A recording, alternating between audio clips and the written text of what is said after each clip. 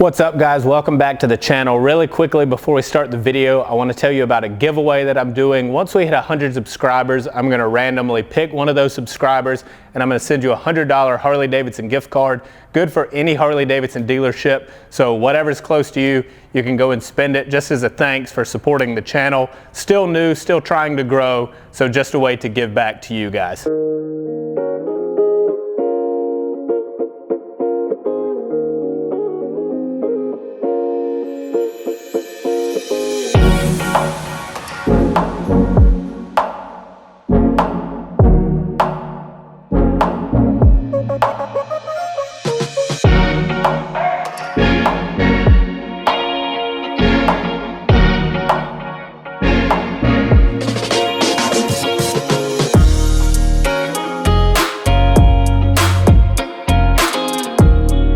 Alright guys, so we're back at Timms Harley Davidson with another review. Today is the 2021 Harley Davidson Lowrider S. This is the midnight crimson color that Harley just came out with for this bike this year.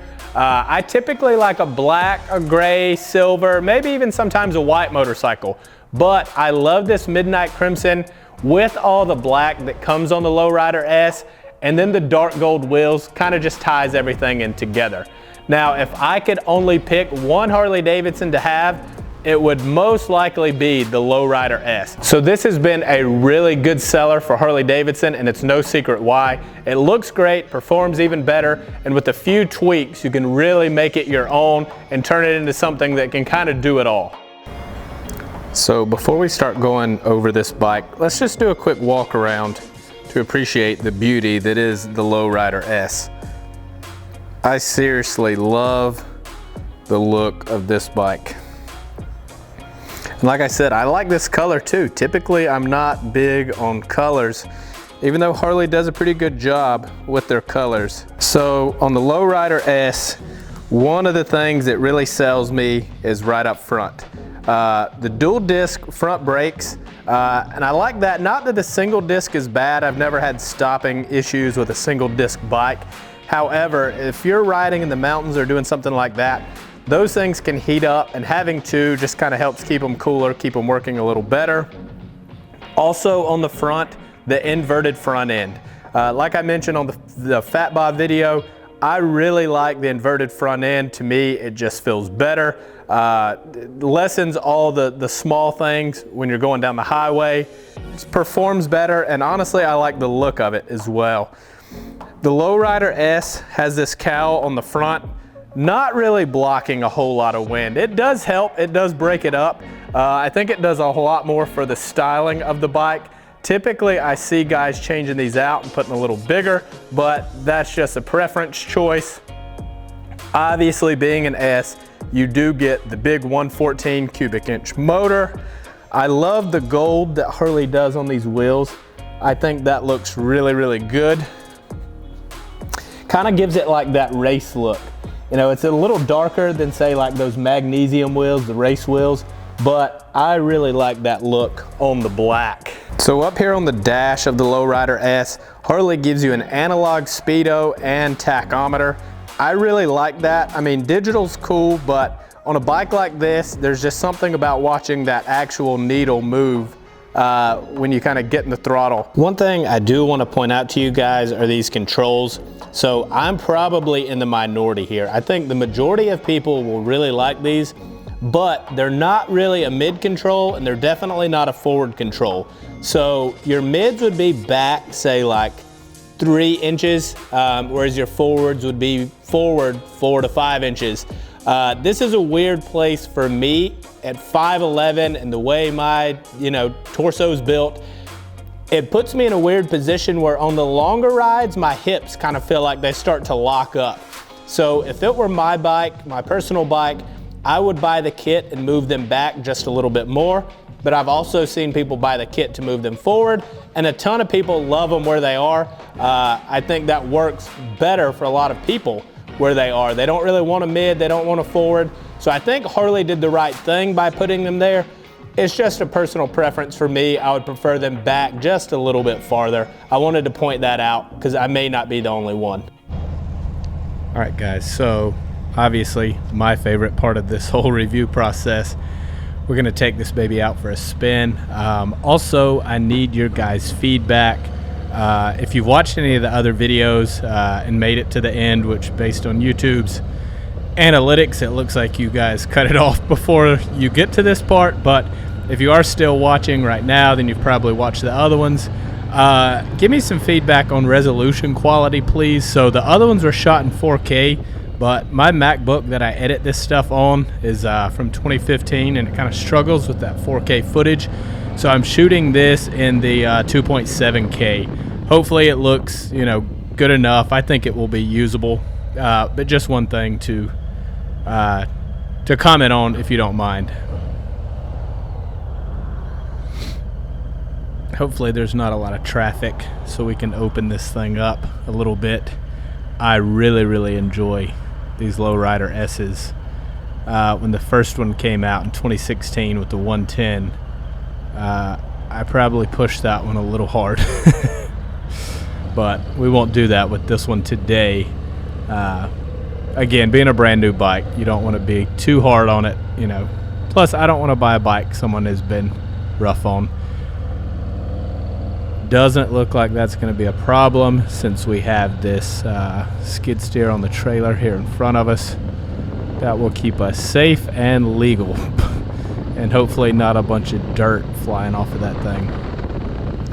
You know, I mentioned the controls earlier, that I didn't really like the position.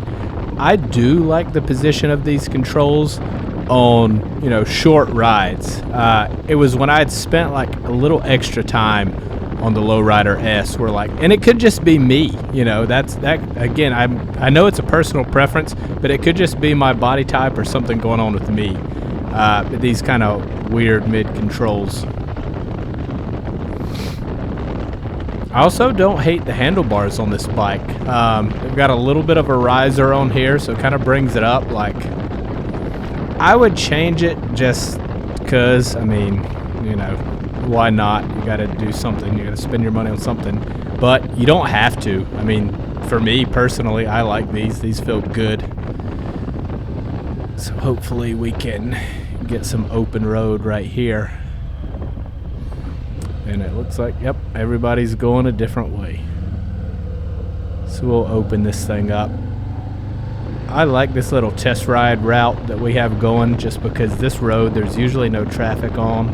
The curves are pretty good.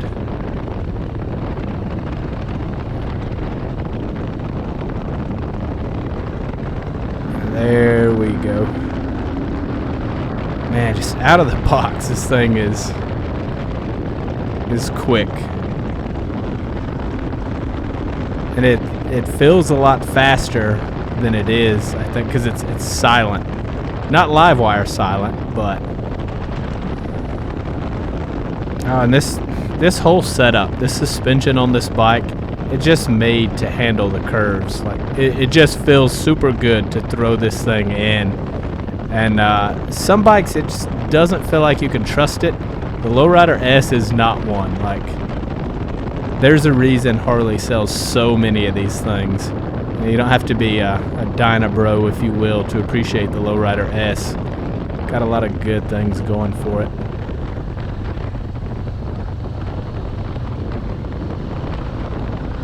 And again, you know, just roll on the throttle and the power is there.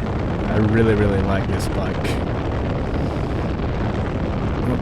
Branch in the road, that could be a hazard for somebody, but we won't stop since we're on a bike.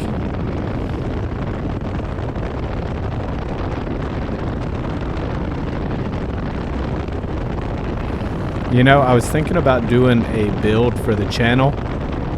That may be a little ways down the road. We may be jumping the gun. I had something in mind, but man, it's going to be really hard not to do a Lowrider S. Obviously, that puts us at the very far end. Actually, that's not accurate. That's not the far end of the budget. That's way exceeding the budget. So maybe the Lowrider S will be the second or third build we do on the channel. Have a California stop. We'll open it up again just a little bit.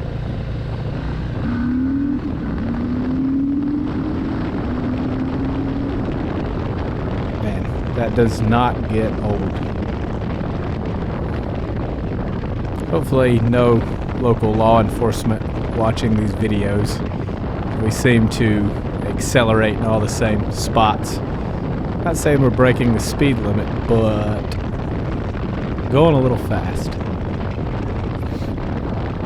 And the weather is so good today, I kind of want to just keep riding, but I have more videos to make for you guys.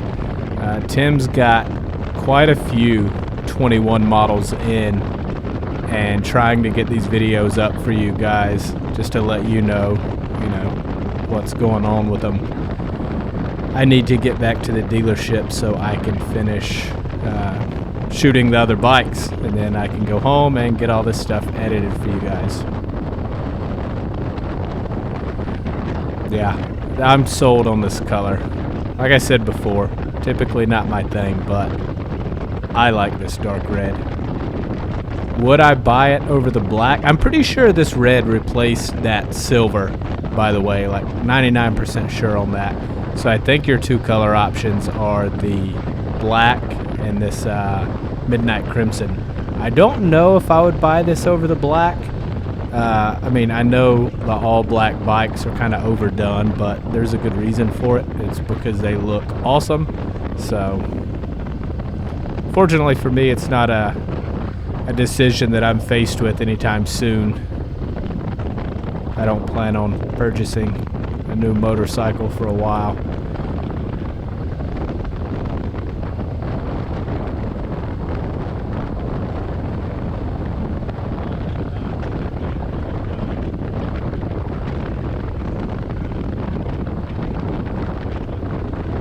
And I wish it was all back roads. Intersections can be kind of sketchy. Like, you can never tell what the car is about to do. Like, they're just creeping. They never fully stop. They just keep kind of creeping out into the highway. You're not sure if they're turning the direction you're going or not, or whatever.